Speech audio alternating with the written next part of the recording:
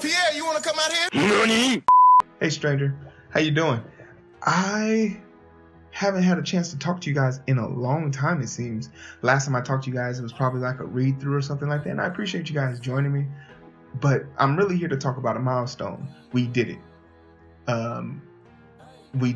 We finished book 1, and it has been a ton of emotions and a ton of hard work and a ton of like promoting, but we did it. We've completed book 1, and I just was gonna take a few minutes to kind of just say one, thanks, because you guys have been the bane of my motivation, and I mean that in the best possible way, because I would not have made it this far without the people who constantly checked up on a comic book, asked me about it, and were like loyal readers. And although my following is small, I can't really call it small because I have over 1,000 views. I have over 53 people who watch and read the comic book, and a pretty stellar, a decent rating, I feel like.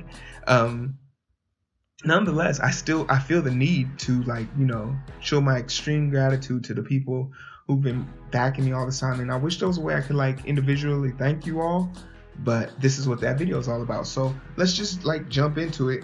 And off top, it is a book 1 consists of 44 pages in the digital world, but in the digital world, as far as writing, each page, I have 44 pages dedicated, but when you put that into a digital panel, it turns out to be 33 chapters. So by turning it into a digital comic book, it's a little bit shorter, but each chapter holds about 6 to 8 panels, which is about a page and a half for me, given that some of the pages actually are full done pages. I'll show some example of those full done pages. If you haven't read the comic book, there won't be any spoilers in this video, but there might be some pictures without context just to show the the graphical thing. And I guess the 3 things I want to kind of cover here is 1, the importance of starting something, 2, paying attention to your development, and 3, finishing. So in order, just starting something. I remember when I first started the comic book and was writing about it, but didn't really have any ideas set in stone. And the real idea of the comic book came to fruition off of this panel right here that you're looking at. It was this panel and this segment, and it really stuck out to me. I didn't understand. When I say it, the comic book was born of this, it was literally based off of this part of the comic book. Looking at, I just knew that I wanted this girl to be running on this bridge, and for her to have a daunting realization that her running on this bridge is not a good idea, or is definitely going to put her life into danger. And from that, I worked backwards and forward, because this is actually the 3rd chapter from the last, I believe. And I worked forward and backward from that point, developing this character named Zemi. And Zemi Lola is a very important character to me because I like to embody, there's a lot of things that I embody about myself into her, but a lot of people think wow, that's an interesting concept, me being a black man writing a comic book about a black girl. But I feel like if anyone's going to be able to tell her story, I'm not probably the best person to, but I think that's part of the challenge of being a good writer, and that's part of just doing it.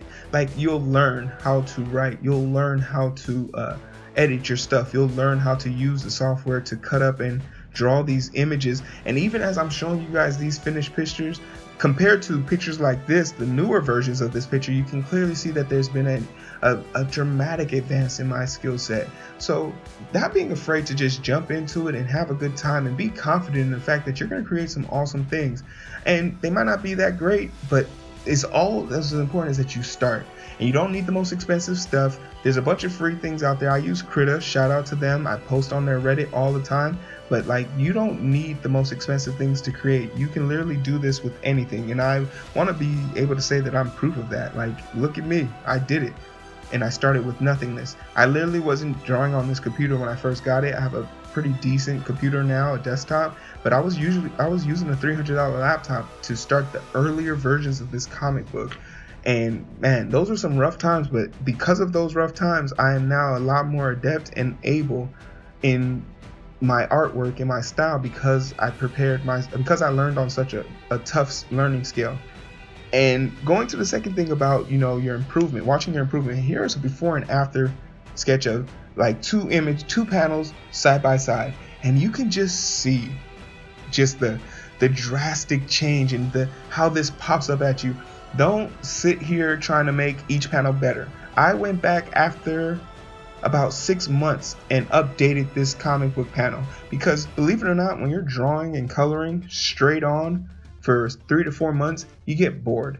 You get really bored, and sometimes you get like lost in the sauce. So it's important to take a break from those things and go back and reevaluate your work. And that is when I think it's best to reevaluate your work. When you're tired of creating, I think that's the best time to go back and revamp your work and check your edit. Like, I desperately need an editor. If you want to edit for free, you just want some credit, hit me up, because like, I know I'm not the best writer, but I have some really great stories to tell. So going back and reading some of my stories and saying, I could say this better, or I could draw this better, that is what it's all about. And the digital comic gives me the ability to do that, because I can literally change this page in 1 hour and re-upload it into the same panel, and it's like nothing ever changed. And it won't be like me printing it. It won't be like me recalling the comic book back, printing it, sending it back out for like redraws and evaluations. It's just me and the comic book. It's me in the digital comic book world, and there's nothing like holding me back. I am literally the end all be all when it comes to my comic book, and I like that. I publish it, I write it, I draw it, I would storyboard it. It's all through me. Everything you see is through me, and I really enjoy that. And the third and final thing is finishing. It took me 2 years, 7 months, and 13 days to finish. 2 years, 7 months, 13 days to finish and publish. And from the point of start drawing to click, save, publish, the last thing. And that is a lot of time to be doing something, especially something that's not going to make you money. Like, when I published this comic book, the goal was not to make money. I think the goal for me, more importantly than anything, is to be able to tell a story that most people know about but can't read about. Superman doesn't have to worry about being a black teenager in middle of Chicago. Batman has never had to worry about socioeconomic issues that prevent him from, living a normal life.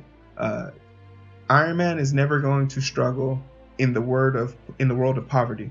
So I think it's super important that my heroes reflect the trials and tribulations that I face, and how they overcome them, whether it's through a mystical form or through just ingenuity of their own livelihood and storytelling, is my decision.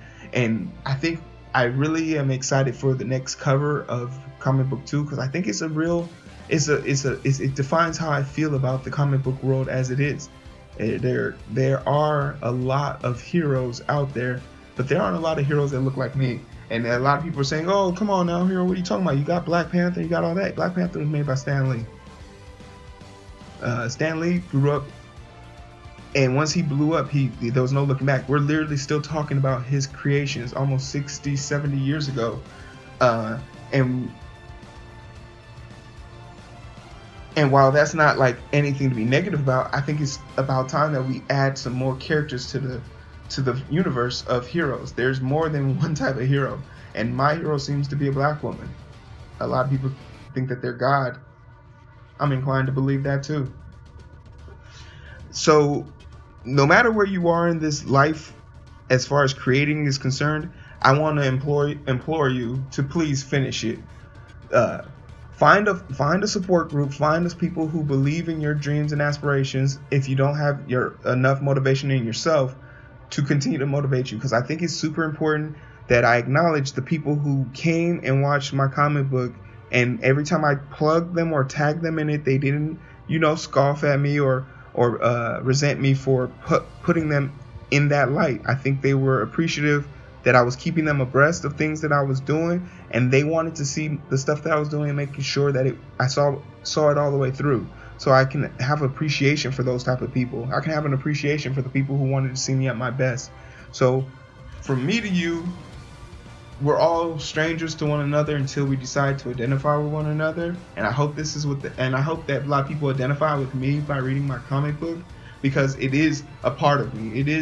These are the stories that I have lived through, and they're being put into comic book form. So I hope you guys enjoyed it.